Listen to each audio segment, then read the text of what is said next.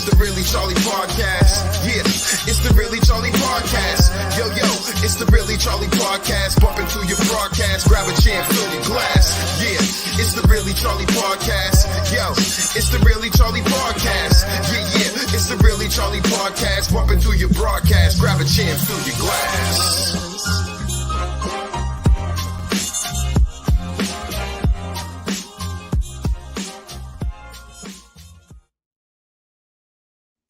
Hey, welcome to the Really Charlie Podcast. We are going to be talking about fentanyl as we do, facts and stories.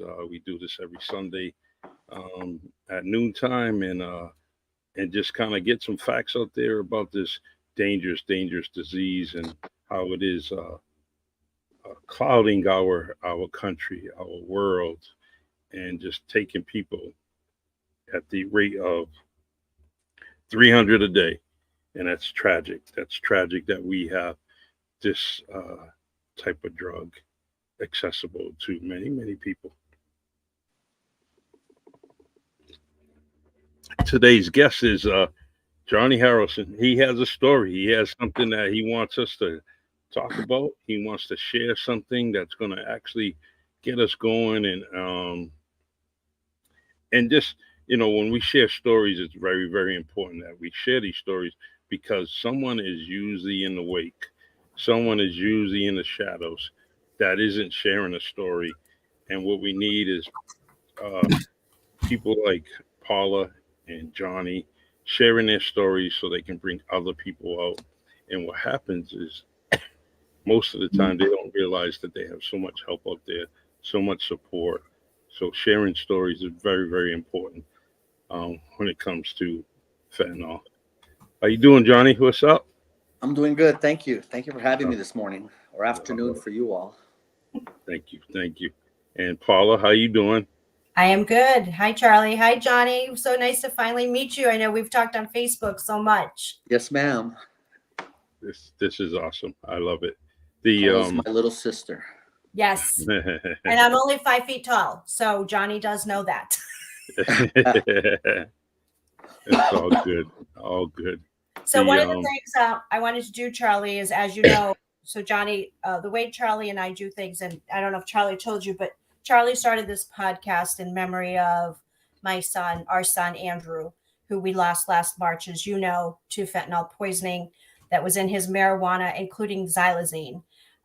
So Charlie has known the family for a very long time. We've known him. He is a retired police officer here in our city, did amazing work. He also ran for mayor.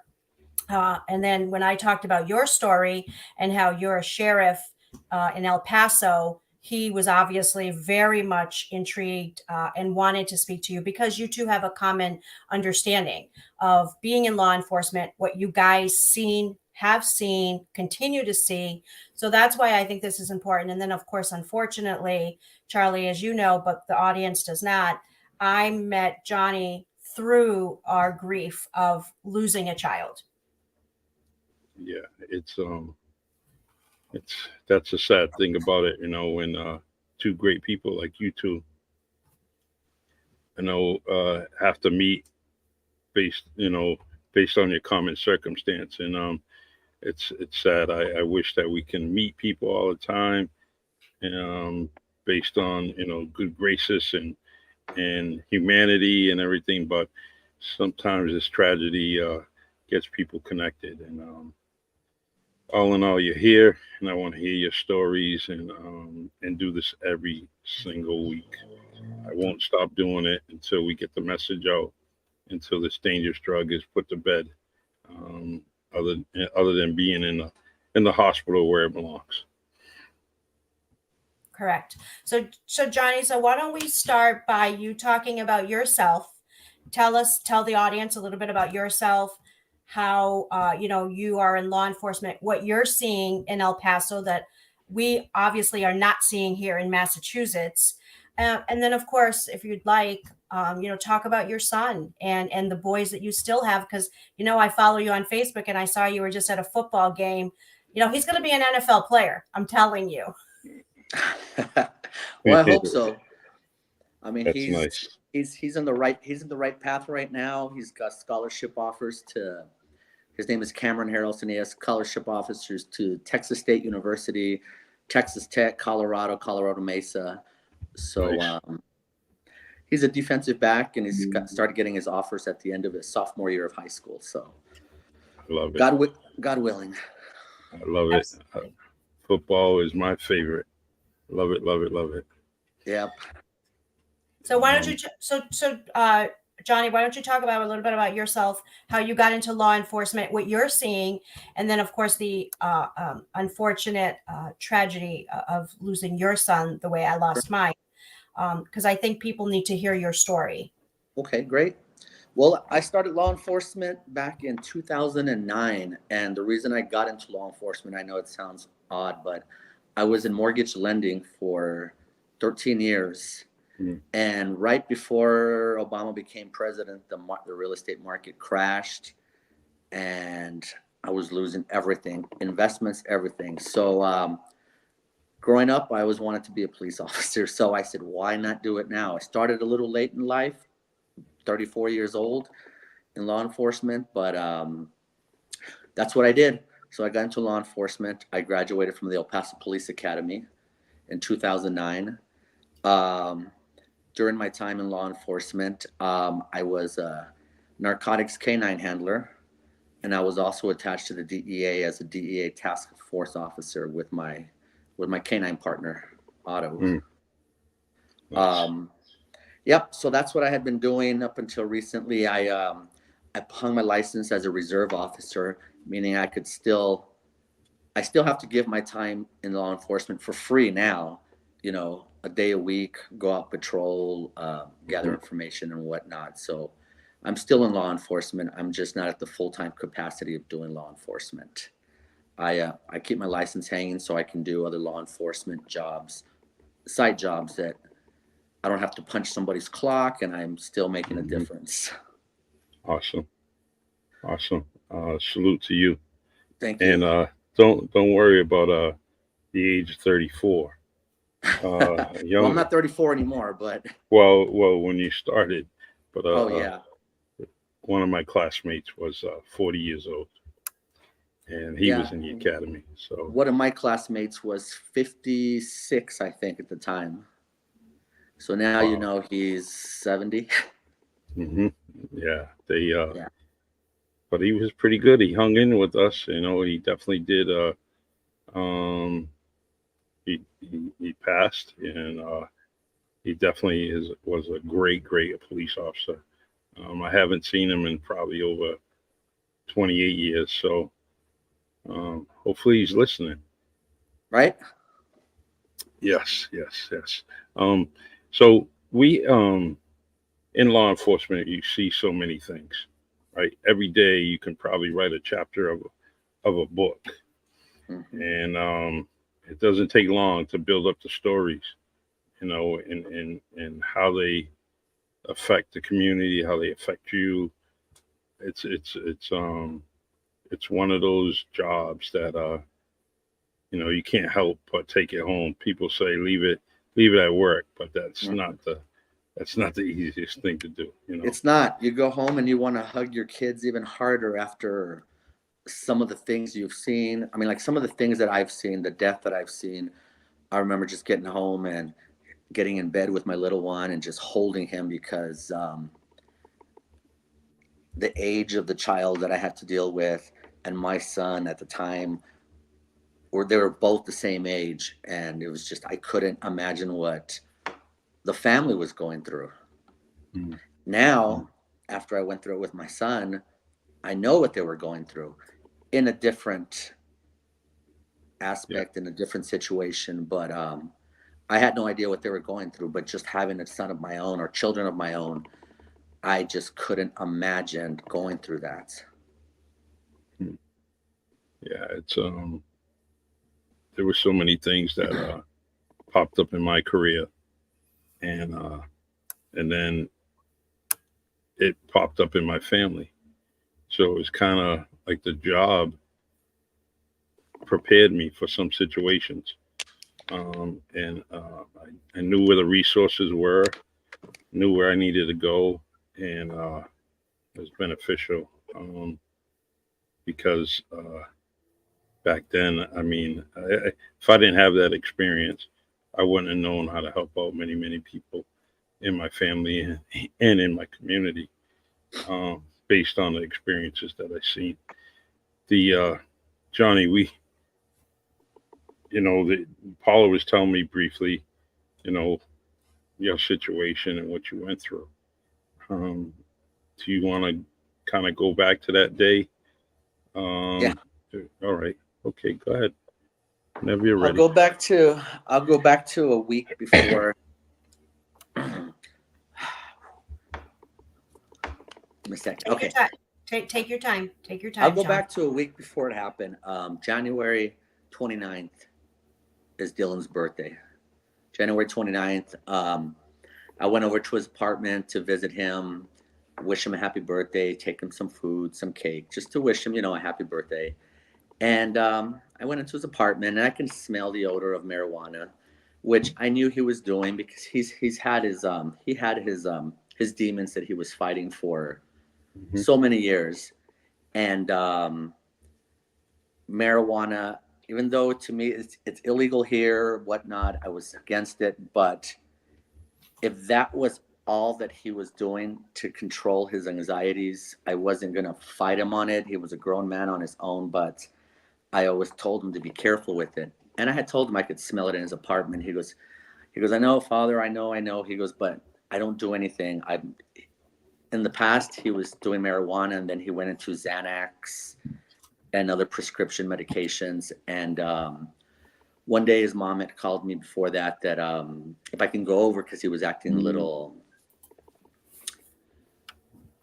crazy there, that he attacked her, started choking her. So when I went, I gave him two options. I myself was going to arrest him, or he was going to go into rehab. I sent him to California for 6 months in living rehab. He came back. He was healthy. He gained weight. He didn't look like he looked like a zombie before. Skinny, bones protruding, just horrible. He came back, gained weight, looked healthy. He was doing well. So on his birthday, we were talking, and I was talking to him about fentanyl. And he swore he would never touch that because he had a female friend who overdosed on fentanyl. She didn't pass, but she was pretty close. And now she's not all there upstairs. Wow. And so he said he would not touch it. I believed him. I could tell when he was lying, when he wasn't lying. So I believed him 100%. Mhm. I left him that day on his birthday. I left late Sunday night, early Monday morning, the following week. I get a phone call that he's in the hospital, that he's in ICU on life support. So I start talking to nurses, asked about the blood work. They said he had marijuana and fentanyl in his system. My ex-wife had gone to his apartment to pick up his ID, medical information that she was going to need. And when she goes to the apartment, there was two individuals there, a male and a female, and they had stated that they were smoking blues. And if you know what a smoking blue is, it's fentanyl. Mm. It was crushed up in the marijuana. It seemed odd to me that they were still there smoking out. Nothing happened to them, yet my son is in the hospital on life support, lifeless on life support. For whatever reason, and I kept going back to sergeants with the police department. Why weren't these people pulled? Why weren't they questioned more? All they did was originally on the report was just drug overdose. Wow. Not investigating two individuals that my son really didn't know. He had just met them the night before at a party or at a club or something. And he took them back to his apartment to smoke weed. So needless to say, they're out of the picture. Nobody ever continued any kind of investigation. Nobody got real names on these people. You know, I researched through social media. I just couldn't find anything. Wow. Second day he was in the hospital. I went back to his apartment and I tossed that thing over. I went through the meds that he was supposed to be taking. The counts were fine with the days he had gotten his prescriptions. There was a little personal use baggie of marijuana. Nothing else. Almost like they cleaned the place. Wow. So Dylan was on life support for 2 weeks. After 3 days and talking to the doctors, they were saying that there was no brain activity, that the only way that he was going to live, well, not even live, but was to be on life support, to have the machines breathing for him. And that was it. So I decided that it was time to, well, it's never time to let your baby go, but Yeah. I thought it was time to let him go. But my ex-wife was, no. For 2 weeks, I was at the hospital every day, just watching him deteriorate every single day, going into days of nonstop seizures, that there was not a thing they could do for him except give him medication to make him comfortable. But nothing. He was just a shell of who he was. I mean, Dylan loved music. He loved skateboarding. He loved playing the drums, playing the guitar. It was weird that he couldn't help himself, but he was able to help everybody else. Wow. He was able to help friends get off of anything from marijuana to just smoking cigarettes or drinking, but he couldn't do it for himself. I mean, we tried whatever we could, but like I said, he helped everybody else, but he just couldn't fight his demons that he had going on. So on February the 18th, finally, I convinced my my ex-wife that it was time. The doctors were going to do it on the 18th, so right around 11:30 at night, almost midnight, you know, they brought me in, my ex-wife, and my current wife, if that's what we want to say, to be in the room with him to do the procedure. Not long before the procedure, we were told that he was an organ donor. So we weren't going to have much time in there with him, except for once they pronounced him, we had to leave so they can harvest. And so the three of us were in there with my son, and I was like the most peaceful I've seen him in years at that moment when he gave his last breath. You know, I tell myself I wasn't before all this, I wasn't a real religious guy. I believed in God, but I said that's between me and him, and it's nobody else's business, you know, whatever. Mm-hmm. But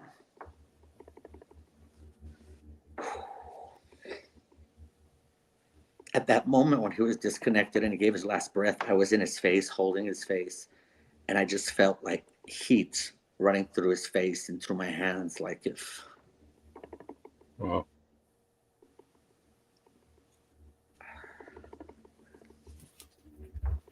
So from that day forward, I flipped a new leaf. I'm closer to God. I'm changing as Amen.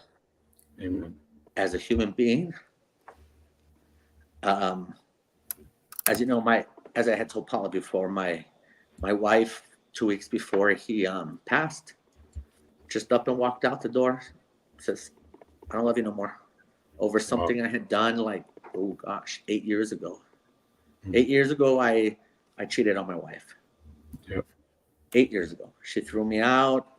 She said she forgave me. Months later, brought me home.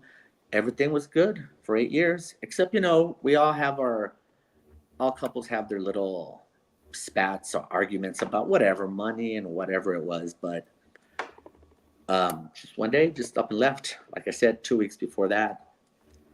So, dealing with Dylan, dealing with Jessica. But yeah, so I got closer to God. I got much closer to God. I changed my ways as a human being in the form of I started adding a filter to myself. I grew up in the East Coast. As you know, sometimes we say it as it is. Yeah. There's no BS about anything. If I don't like True, you, I true, don't like true. you. I'm going to tell you. If I don't like something, and sometimes we don't use a filter. I mean, I've gone to therapy for that, gone to therapy for grieving, and just a lot of reading just to learn how to filter myself and think twice about what I'm going to say before I say it. So I've gone through a lot with it, a lot of changes in my life. I think I'm a better person, but there's always room for improvement. And so once Dylan gave his last breath and they pulled us out, the next morning I was called, and they had advised me that they were able to use his heart, his liver, his kidneys, and then other soft tissue, and I think for about 12 individuals. Hmm. So he helped a lot of people in life, and he helped a lot of people in death. Amen. Wow. So this is my baby right here. Oh, Oh, wow. Handsome dude. Wow. well, he still is. He He still still is is. Yeah. because Yeah. he's in heaven. He's an angel. He's around you, and he still is handsome. He's still your son, and he always will be. Mhm. And this is one of the things that when I speak, I constantly tell people. I was just at an event this past Friday for one of our congressmen here in Massachusetts, and you always got to have one who Mhm. will stand up, have a question, and say, "Fentanyl's not in marijuana; it's a myth. They're using it as a scare tactic." Wow. No. And it was someone who actually works for an agency here. Charlie, you'll know the name Gosnald. Okay. And yeah, and I wanted so much to say something. But I didn't say anything to him, but there was a doctor who was speaking at the forum. She was on a Zoom from Maryland. And she said to him, she said, "Look, I understand what you're saying, but this is happening. I'm not seeing, like an inundation of cases here in Maryland, but it is happening." Hmm. Um, because the philosophy continues to be from many people, and Johnny, I don't know if you're hearing it there in Texas, but here it's the pushback is, well, we've heard that when you light it up and it disintegrates and after it hits a certain temperature, it's gone. And I'm like, how much, how far back do I need to go to educate people when I'm talking to adults who maybe I should be talking to them like they're back in high school? And let's go back to when we were all in chemistry. Fentanyl is a liquid.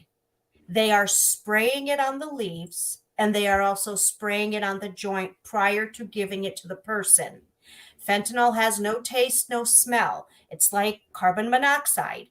You don't know it's there. So when they're putting it to their mouth, they are then affected with fentanyl. And that's how it gets into the system. So for people to continue to have this, oh, well, that's not true, it's a scare tactic. I mean, listen, there was a lot of law enforcement there at this event on Friday, and not one person, not one said that this guy was correct. In fact, Hmm. if anything, they said he was wrong because they're seeing it in the streets here in Mhm. Massachusetts. Yeah. Here in El Yeah. Paso, it's a big hub. I mean, literally Yeah. from my house, it'll take me 10 minutes, 15 minutes to drive to the border. And we have one, two, three, four ports of entry here in El Paso. And it is coming across and it is being documented and shown that it is coming across the border. At the street level, I experienced it. I was exposed to it. So were my partners. I got no effects. They got effects, but they were okay with it. Fentanyl being transported. Um, I've tested marijuana and was just getting weird results. So we tested the marijuana, then we tested it with the marijuana test kit, then we tested it with the fentanyl test kit. Positive on both sides, obviously. So it's there, whether it's in the crushed up form or it's in a liquid form or a pill form. When they say smoking blues, that's because they had it in a crushed up pill form. So it's out there, and it's in the marijuana. It's in whatever you can think of. Just think about back in the 80s with PCP, acid. Mhm. What did they call the cigarettes? Dippers, I think. Yeah, They would dip them in PCP. In LA they wear sherm sticks, and they Okay, would just they would spray them or dip them, and now you were superhuman. crazy. And it's when you see it, like I seen it for the first time, and how it affected a person, that was back then in the 80s, and Hmm. it was like a scary movie to me. I was only 15, and that was the first experience of me seeing something like that. And like you said, the superhuman strength, people coming and trying to help out that particular person. People are just bouncing off of him. Nothing, no one could bring him down. Yeah, It, exactly. it just, I was I was 16. I wasn't into doing drugs. I was an athlete. I was a wrestler, a football player, ran track, did gymnastics. Um, One day, I went with the friends out to the canyon, McGillicuddy Canyon, bonfire, and I was ignorant. I didn't know what it was. They were dropping acid, and mhm. in a little piece of tissue paper, just they'd spray postage stamps, anything like that. And they said, just, it's like a mint. Don't worry about it. It's like a mint. Stick it under your tongue, stick it in your eyelid. I put it under my tongue, and I don't remember a thing. I remember little bits and pieces where I was sitting on a boulder, just not a big boulder, just a boulder. And I thought I was sitting on the mountain. I was about to fall off, and I was crying that I was going to die because I was going to fall. I didn't know what was happening to me. So it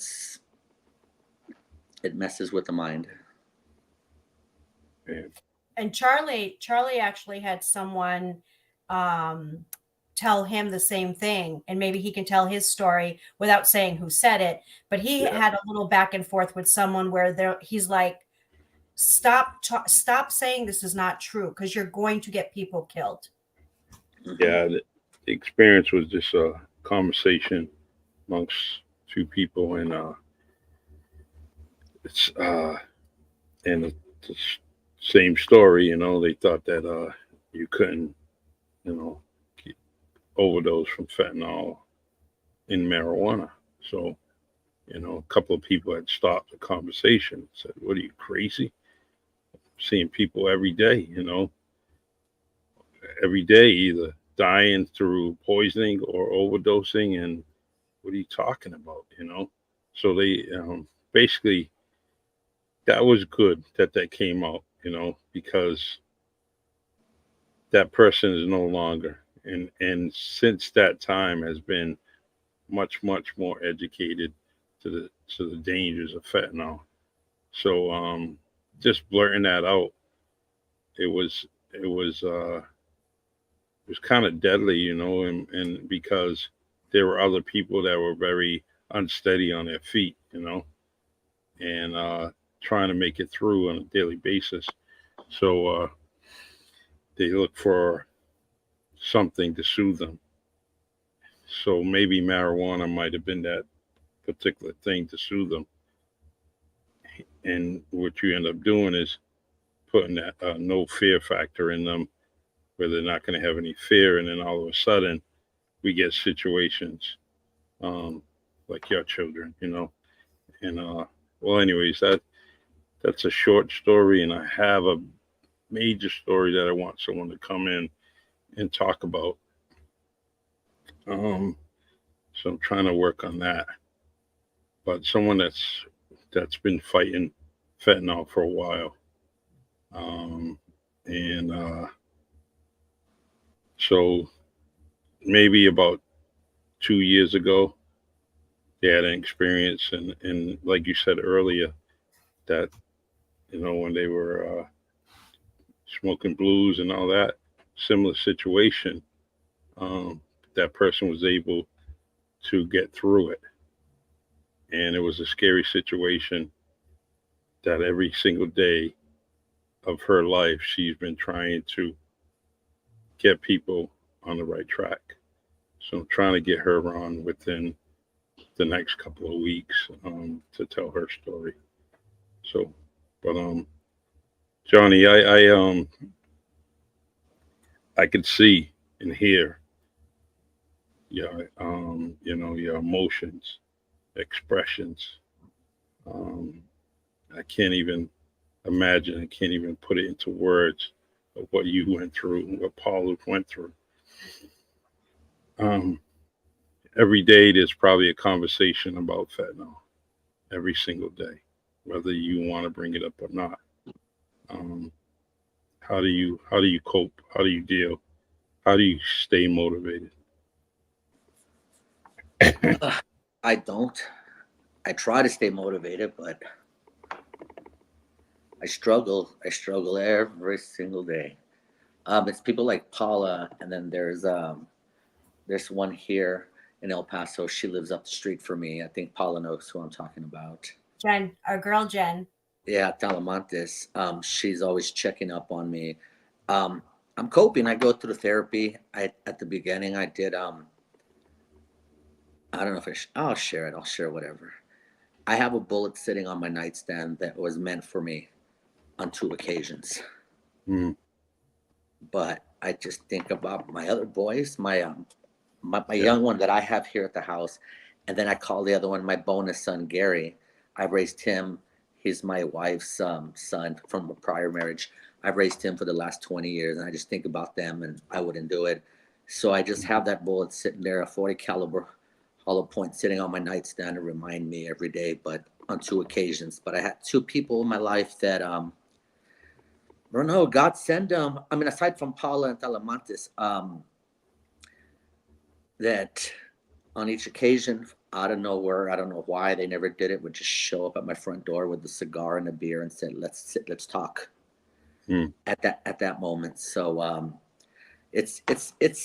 I cope with it. I try to go to the gym and whatnot, but there's only so many minutes and hours in the day that you can keep yourself busy, and then you have this long void that you're trying to fill, but you can't. yeah. You can do a million things during the day, but you Hmm. got 10 million things that remind you of Hmm. who you lost. Exactly. Um, yeah, Well, that's why I not only do I and Jen always check on Johnny because that's our brother, but with my nonprofit, as Johnny knows, when he's ready, we will have him with open arms because one of the things that we are doing, as you know, Charlie, and Johnny knows, is advocacy. The yes, advocacy to others, to young kids, to students, to people, to hear our stories and to see our faces, because it is very different when you're talking to, whether it's high school kids or you're talking to a group of adults, and they're hearing the story of a parent that experienced this traumatic loss, than it is to have someone from an agency coming in and saying, "Oh, I got this." No, you don't. mm, No, you don't. Because I see the numbers here in Massachusetts. Johnny, I'm sure you know what they are there. And the numbers are going up. They're not going down, they're going up. And these are one of the things that, some parents, they have not been able to get into advocacy, and that's okay. That is okay. With me, as you know, I'm doing this because Andrew started Achieve Greatness. So, Phil and I, we are continuing this because this is what he started. This was his, and this is his legacy, his mission, and his dream. And until my last breath, that's going to be the way it is. And I think with others, when I come across people like I did on Friday with that gentleman, it was interesting because I'll tell this story really quick. There was a lot of law enforcement there, and I happened to be sitting right next to a sergeant from another town that was sitting next to me, and I didn't know him. He just happened to sit there. And as soon as he saw that, he looks at me and he goes, "Do you need my baton? Because I'm going to look away." I'm like, and these are the things that all of the law enforcement there just kind of like, they were ready to just go and snap his neck because of saying that, because you can't think that that's okay when you're saying that something doesn't exist, but yet there's case after case after case after case, unfortunately, where this is existing. So now you're being ignorant. And now what needs to happen is, with me, because of the nonprofit, I have to be very careful, as everyone knows, as I should. But everything we do, we are factual based. I will never say something that is not facts from either the CDC, the DEA, HIDA. I mean, whoever it's coming from, people will understand that this is factual based. But we are going to continue to have people who are naysayers. Johnny, so are you in Texas. And you're, like you said, you're right there at the freaking place that it's coming in. And there's people still probably there. Oh no, but that's not what they're bringing in. Yeah. Then what are they bringing in? Seriously? Then why don't you come and show me what they're bringing in? And I was saying to Phil the other day, what I'm going to start doing is I'm going to start having props on my table when I do events. And the reason I'm going to do that is because sometimes people need the visualization, and the visualization of things resonate a little bit more than when you're just talking about it. So, the next event that I'm doing is at a high school.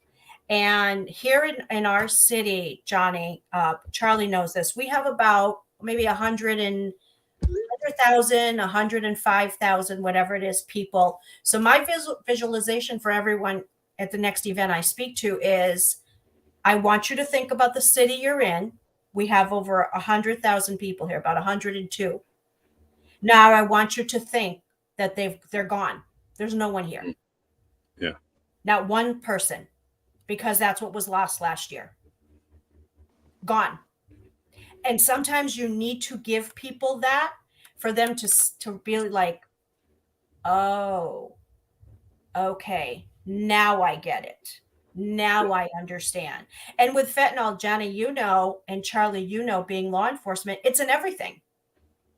It's in everything. I mean, for someone to continue to come out and say, "Oh, well, you're targeting the marijuana industry." No, I'm not. I'm telling you, go to the dispensary. It's in everything now. Yes. They're being pressed into Molly's. They're being pressed into Xanax. They're being pressed into anything. Yeah. It's when there's that resistance coming from certain people, the first thing I want to say is what my dad used to always say is, it's theory without practice. They have so many different theories and they haven't practiced one bit of it, whether it's being educated on it, whether you were a user at some point of the many, many drugs. And there's a lot of that. There's a lot of that, and it shouldn't happen that way. Just go back and think about, the crack epidemic. Mhm. The misconception that it was always poor kids. It was always the lower incomes of society, and they're the ones that are being victimized. It's not going to happen to us. No way, no way. And then when it happens, and it finally hits the areas of middle to higher level incomes, families, now everything started to revolve in the direction that it needed to go when it first started. And with fentanyl, it's the same thing.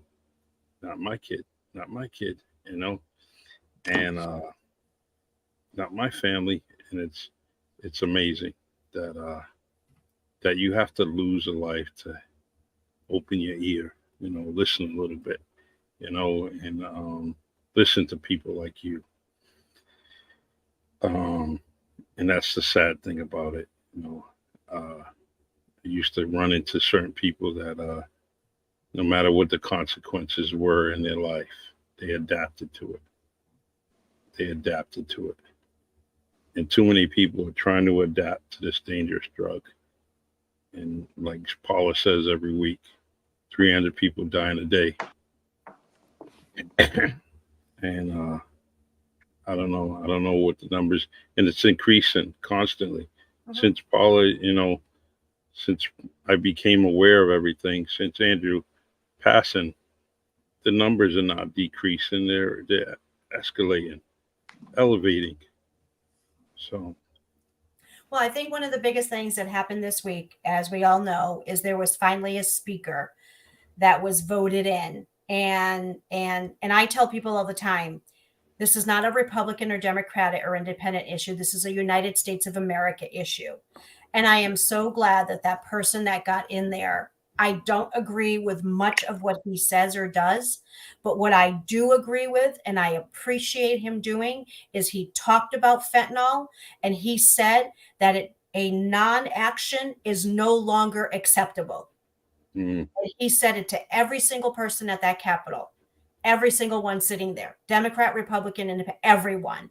And I hope that they were listening because the parents are, this is what we've been fighting.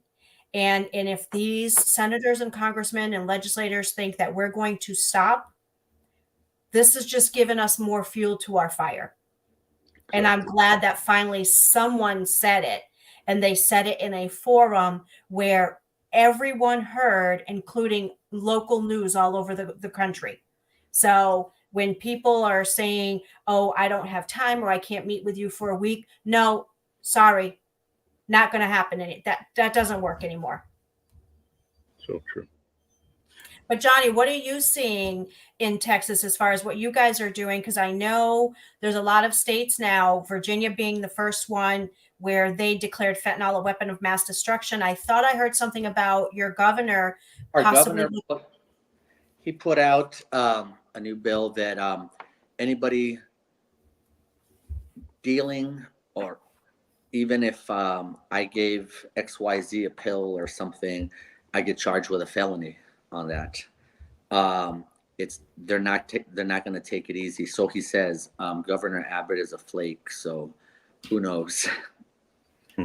But yeah, they did pass a bill on that. But that's good. That's a start.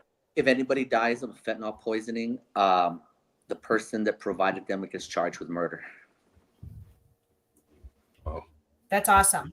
And that's exactly, and you know what? And even though he might be a flake, we have many of those, as you know, in this country, but at least he put forward a bill that was passed and everyone knows about it, including law enforcement. Because I think one of the things that continues to happen, and I see this, and I'm trying to get fentanyl declared as a weapon of mass destruction here with a lot of backing, is, once you declare fentanyl a weapon of mass destruction, and you both know this being in law enforcement, that's game over. That is, you gave someone something with fentanyl, you're going to jail. There is none of this prosecutor, DA coming to you. Oh no, we can't do anything. Nope. Sorry, done. I just watched a movie last night, coincidentally, that came out on Netflix. It's called Pain Hustlers. Hmm. You know, Never watch heard it. of that. Yeah. It's actually the what's the industry called, the pharmaceutical company. Oh, the Pharmaceutical Sackler. company. Yeah. And it's called Pain Hustlers, and they're pushing fentanyl first of all for cancer patients, like it should have been for the pain, and then when the money wasn't so great anymore, they started breaking it down. Let's sell it for headaches. Let's sell it for this, and it's a movie on Wow. Netflix that I watched last night. What's the name of it again? Pain Hustlers. Okay. All right. They were hiring whoever to sell it, as opposed to the pharmaceutical companies always wanted like people with PhDs or chemists or whatever to be the sales reps. They Mm-hmm. started hiring strippers and stay-at-home moms and whatever to represent the pharmaceutical company selling fentanyl. Interesting. And it's a true story. Yeah. Oh, I believe it. I believe it. Well, look at everything that's come out with the Sackler family and Big Pharma. You have The Pharmacist. You have so many Netflix shows that have shown how for 20 years. And Charlie, we had Ed Bish on. We had someone on, Johnny, who he's been fighting this for 20 years. He lost his son to OxyContin. And he has been a huge, huge fighter with the Sackler and Big Pharma to get done what has happened with the opioid settlements coming to the states and cities and towns because of him and his group and what they've been doing. And when he was on, he spoke about how he was yelling and screaming at the Department of Justice of what he saw just with his son's story. And he's happy that it's gotten to where it's gotten, but it's not over, because as we know, the Supreme Court now is looking at the Sackler family, which they should, because there should be repercussions coming to them. It shouldn't be a slap in the hand. And just because you had to pay $7 billion, which to them is nothing, that's nothing. That's nothing. That people need to do jail time for what they did. Exactly.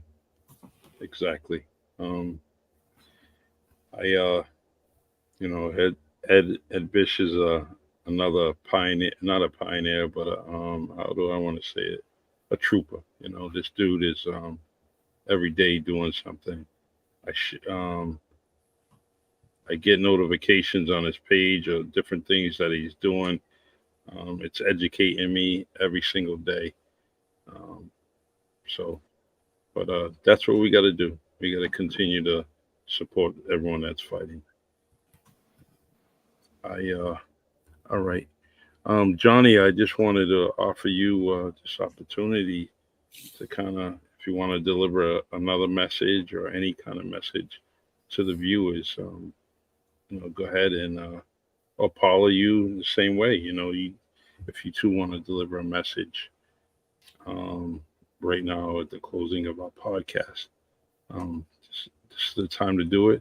I also want to let you know that we are on YouTube, LinkedIn, Spotify. I'm trying to update everything, all the shows that Paula and I have done, and get that on there, because Spotify has been very useful for me as far as people listening to the podcast.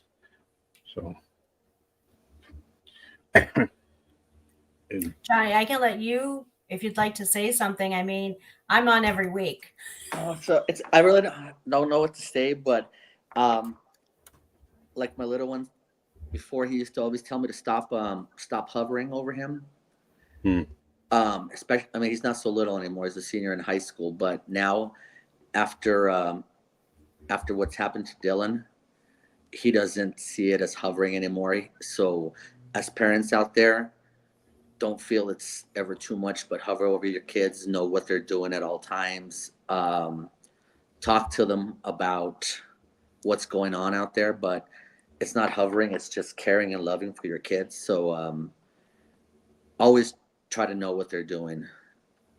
You can't control what they do when they walk out that door, but at least you can put it in their head now, and hopefully pray to God that they will remember that if that time ever comes when somebody's offering them a drag of a joint or a pill or something like that.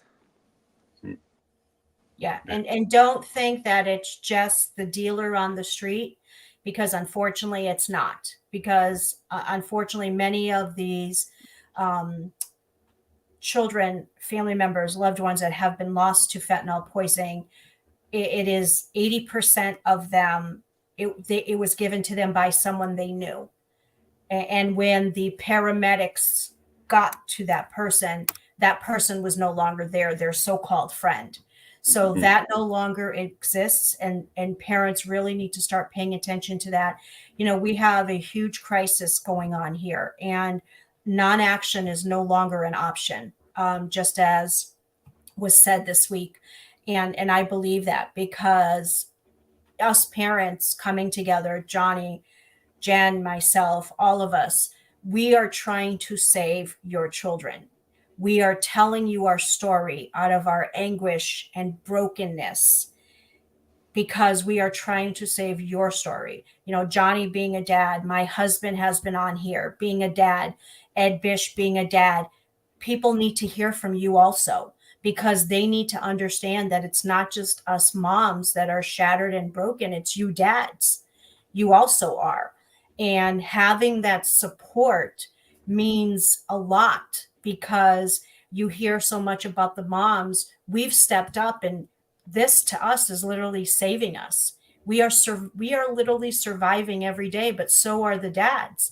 Is my husband and you, Johnny, and Ed Bish, and so many others, because this is just as traumatic for you as it is for us. It was your child. It's not just our child. Yes, we carried them, and it's a different grief for us and a different brokenness, but that was also your child.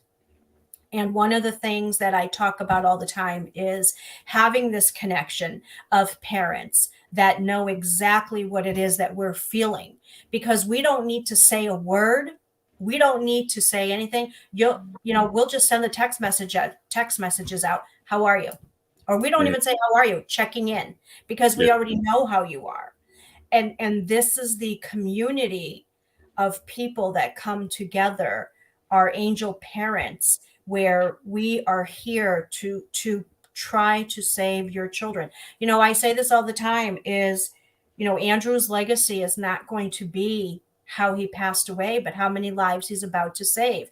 And Johnny, how your son saved lives, and the warmth that you felt from him was not just God and Jesus around that day, I truly believe, but it was him going to heaven. And that's the warmth that you felt. That's the love that you felt. And that's another thing that truly helps us parents is we know where our children are. We understand that they're in heaven. We appreciate that they are with Jesus, but they're not here with us. So we have the balancing act. And yes, they are in much better place than we all are. We know this, but this is why the fight continues, because we don't want it to be for 500 a day. We actually want it to be where it's none. And unfortunately, we know that will not happen, because we're not going to make drugs ever disappear, because let's face it, follow the money, as I always say. But if we can come together and continue doing what we're doing, and Johnny, your story today, it will resonate with people. Believe me when I tell you, it will, because Charlie's podcast is listened by a lot of people all over. And it will resonate because people are understanding that here you have someone in law enforcement, and here's what they suffered. So, if fentanyl thinks that it's just, it's the other kids, no, it's anybody. It's anybody. Fentanyl does not discriminate. It doesn't care what race you are, how much you have in a bank account, what you drive, where you live. It does not care. And parents, like Johnny said, like my husband has said, Charlie, you've said, pay attention to your children. These drug dealers are continually to step up their game. They know what's going on. When you have an organization like the cartel, and Johnny, you know this being in law enforcement, and Charlie, that their organization is a $3 trillion organization. Really? Do people think that they're just going to stop because they've had a couple of Border Patrol and law enforcement take out some of their product? That just enrages them to do more. Mm-hmm. Especially when you're at $3 trillion. Money motivation is something that it's an addiction also, you know. Yes. And it's so motivating on the other side that you know, just as you try to stop, only kind of they kick it up in another gear, you know, go in another direction. So yes, but absolutely. Yeah. Well, you two are just amazing people. Whatever you're going through, you know, all I can say is that I'm a friend. I want to help out as much as I can. You know, Damon the Mandan says, you know, he's here and offering prayers to all of us. Harriet, sad, very interesting, good program, Charlie. Harriet, thank you very much. Continue to share this podcast on Facebook so we reach many more. Continue to share. So the Johnny, as I told you previously, come on anytime, man. And if you add me to Facebook, want to shoot me a message, please do. And I'm gonna actually do what Paula does, just checking in. I'll do that from afar. I'm gonna do that. Wait a minute, you can't, because Charlie's my brother. So no, you can't. No. Next time I won't have bags under my eyes. That's okay. Look. Yeah. We all have them. That's all right. Yeah. Let's stay together. Let's keep this going as far as saving lives. And I appreciate both of you for sharing your stories. Thank you. Thank you for having me on. All right. No, absolutely. No, Johnny, thank you for coming on. I know we've talked about this for quite some time, and I always say I never ever will push my parents. I protect my parents as they protect me. So when they are ready, this is the platform, because this needs to go far and wide, and we need to do a lot more with this. Yes. But anybody you wish to have on this podcast, just send them in my direction. Yeah. I like that hashtag.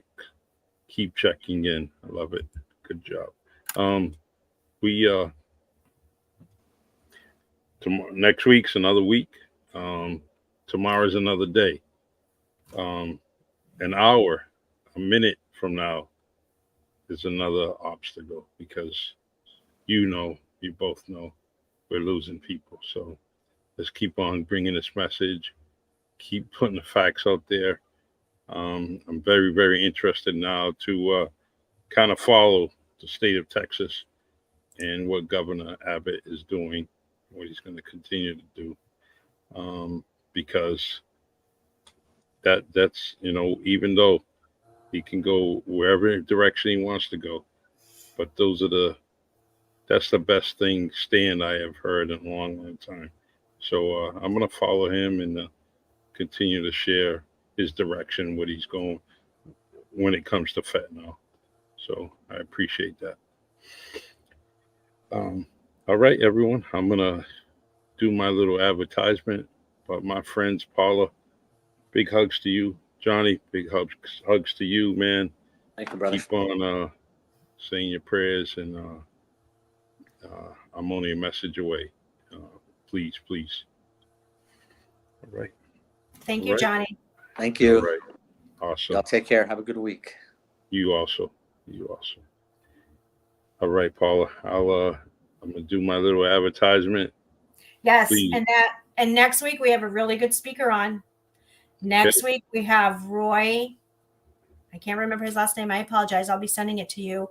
But It's all Roy right. actually is from the state of Ohio, and Roy has started many clinics for substance abuse. But Roy has a whole different take on what he has done, and I think people are really going to want to listen to it, because Roy's comment to me was, "I was sick and tired of waiting and depending on the government," and he did his own thing, and he Mm, is amazing, amazing, amazing, amazing.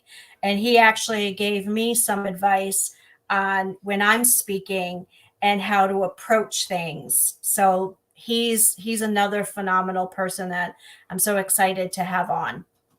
awesome. All right. Let's see. Can't wait. Send me all the information you Yes. can. Yep. We'll definitely do like we did this week. Send them the link, um, and we'll go from there. Any facts you want me to add to the podcast, like I do on the bottom line, let me know. Yep. And like I've been doing is adding the different things in the comment section. That way it stays with the podcast, Yeah.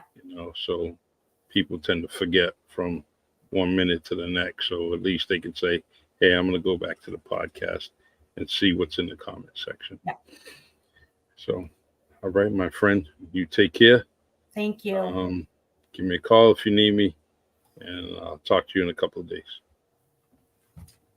Take care.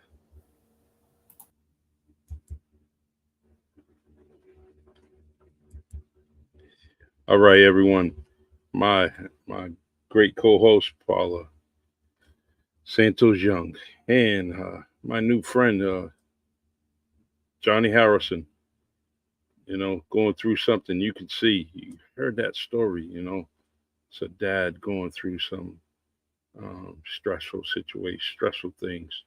You know, even after the passing of his son, and he has to maintain and keep maintaining because he has other people in his family that truly, truly love him and depend on him.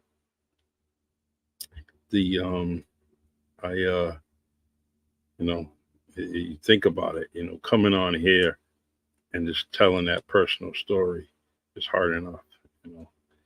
And you heard the crackling in his voice as he was speaking of his son, and so I don't take that lightly. I really don't. All right, I have some announcements from WNB1 Radio, my my great station that I love, that has definitely done some amazing things for me um, when it comes to podcasting and making announcements. So let's see here. Um, feel free if you want to reach anybody at the station. You know, I'm one of the marketing team. Give me a call. There's my email right there. WNB1 marketing team at gmail.com. Telephone number is 774-425-2631. Feel free to scan that code, Q&R code, and that will bring you directly to our website. We are doing some amazing things. We did a couple of trunk or treats in the city of New Bedford, Mass, with the New Bedford Police Department, New Bedford Fire Department, and along with the New Bedford Housing Development. It's just as yesterday, we were doing a lot of that. So we're getting involved, and if you want us to participate in things that you're doing in the community, let us know.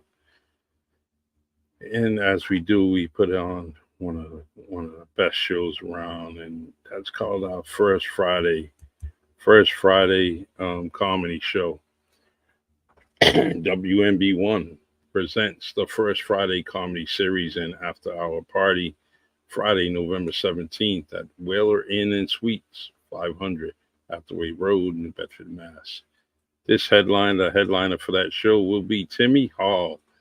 Definitely funny dude, ex-police officer. So he brings many, many tales to the stage as he makes you laugh and laugh a lot. Also featuring will be Stephanie McRae. She very funny lady. Oh, I can't wait to listen to both of them. But there's this is going to be a great show. hosted by Mr. Kuze, featuring Malik Washington. Also, we have a vendors market.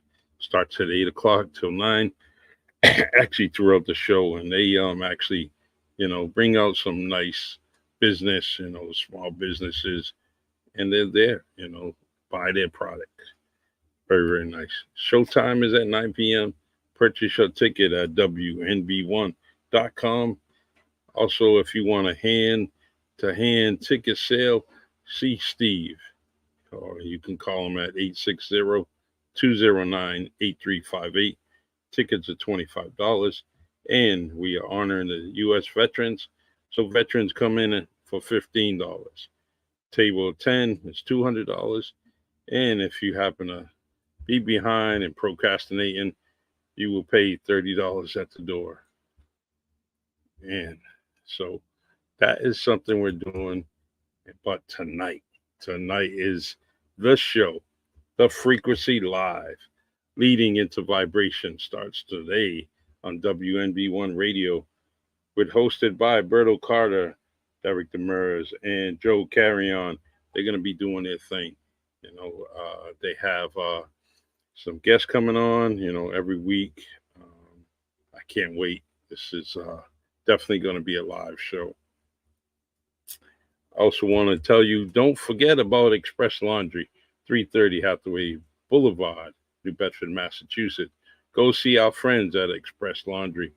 You can wash, dry, and fold, fully attended.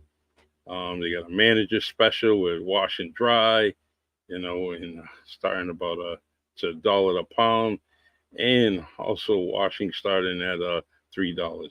Go see them. Tony and Ivan at Express Laundry, 330 Hathaway Boulevard, New Bedford, Massachusetts. So let's go. All right, everyone. Love you. Time to shut this down, and please continue to support the Really Charlie podcast on LinkedIn, and also support the channel on YouTube, Really Charlie, and like and subscribe so you can hear all these fabulous shows, especially Fentanyl on Sunday at 12 noon. Johnny Harrison, I love you, bro. Keep on doing the fight, and stay motivated. But anytime you need any of us, please don't hesitate. Love you. All right. Johnny Harrison, great guest, man. All right, everyone. Take care. I am going to end this podcast with my favorite song by Peter Lionel Walker. Done a great job with this song. I definitely will never, ever, ever change this, because it's the Really Charlie podcast. Yeah, it's the Really Charlie podcast. Yo, it's the Really Charlie podcast. Bumping through your broadcast. Grab a chair, fill your glass. Yeah, it's the Really Charlie podcast. Yo, it's the Really Charlie podcast. Yeah, it's the Really Charlie podcast. Bumping through your broadcast. Grab a chair, fill your glass.